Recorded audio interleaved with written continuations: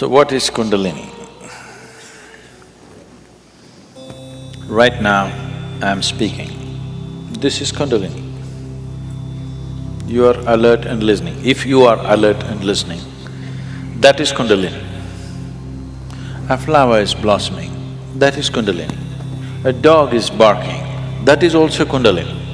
Or in other words, the fundamental life force in the existence, we call it Kundalini. Now, within the system, within the human system, if you look at this as a kind of a life package, it's a piece of life. This piece of life is packed in a certain way with layers of this energy. One dimension of energy comes alive immediately because that is necessary for your survival process. The other dimensions of energy will not come alive unless you do something about it. Unless you're aware of it and activate it in a certain way, they do not come into existence, they remain dormant. The dormant energy is way bigger than the energy that is in use right now. To take care of your survival process, to live a physical life completely, to live a complete physical and intellectual life, you need to activate only about 21 of your chakras. Out of this 114, if about 21 of them are on, you will live a complete life. You will not feel any inadequacy. You will live a complete physical life. There'll be no problem with your life. You will think you're a great success, but you're only 21. That is less than 21% out of 114. Less than 20%. At less than 20%, you will feel like a complete life without any inadequacies. The remaining percentage of life, what is it about? It is not even needed if your intention is just to live well. If you activate this dimension of energy, other dimensions of life will open up. One thing is, are you ready for those dimensions? The question is not about whether it's good or bad. The question is just about, are you ready for it? Because even if the best things in life come to your life, when you are not ready for it, it will not be a good thing for you. In your experience, it will not be a good thing if something came to you when you're not ready for it, isn't it so? Even if it's the greatest thing, it may be the greatest thing, but it came to you when you are not ready for it, then it is not a good thing, isn't it? So are you ready for it is the first question. If you're ready for it, what can we do for it? What can we do to activate? There are various ways of doing this, many ways, but the Kundalini Yoga, are people familiar with Kundalini Yoga, practicing or… okay. Kundalini Yoga, I'm not making a comment about anybody, okay? Kundalini Yoga in its essence is the most dangerous form of yoga.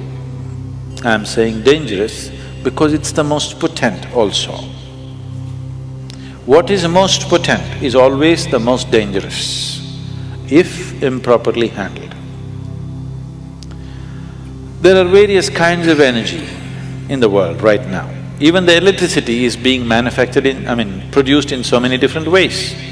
One of the ways that we do it is through nuclear reactions, nuclear reactors rather. It is the most efficient way of producing energy that we know right now, but it is also the most dangerous way, isn't it? When things go wrong, they go seriously wrong. When they're going right, it is the easiest and the best way to produce energy on the planet is nuclear energy actually. But when it goes bad really bad, like in ways that you can't fix it. So similarly with Kundalini Yoga, it is the most potent and it is the most dangerous. Without the necessary preparation and guidance, without expert guidance, constant guidance and observation, nobody should ever attempt it. But the problem is, books have been written about it and everybody wants to do the highest yoga.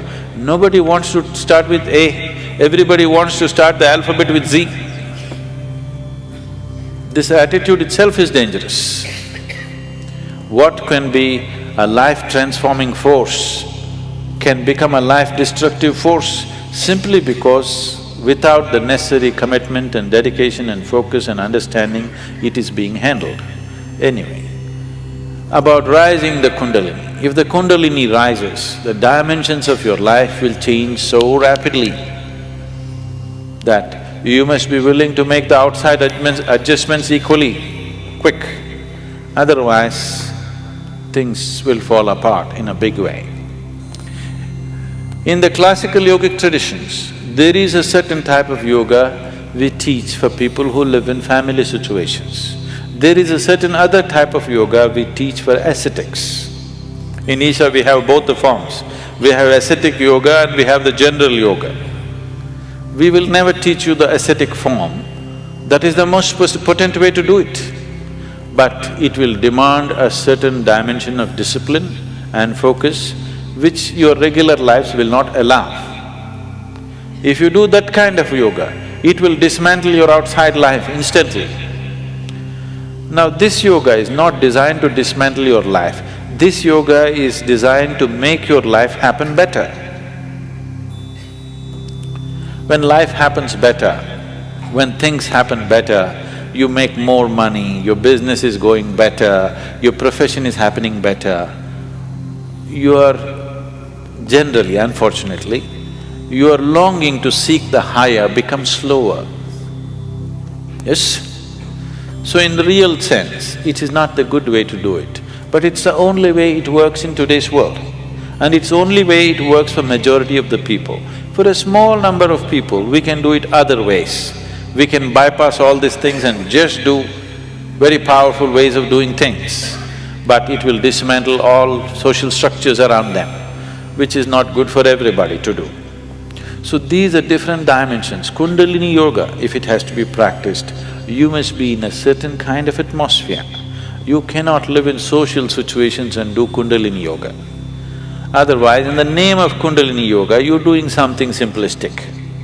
Otherwise, Kundalini yoga can transform the way you are within days. Suddenly you find you are a stranger in your own home within 2 days of practice, because it will change everything about you. So can we raise the Kundalini? Yes, we can. One way is to create a conducive atmosphere so that slowly it rises. The other way is to provoke it in such a way that it raises quickly. If it rises quickly, then everything changes dramatically. If it rises slowly over a period of time, changes will happen slowly, you will be capable of handling these changes over a period of time. But if it happens very quick, then you will not be able to handle the changes.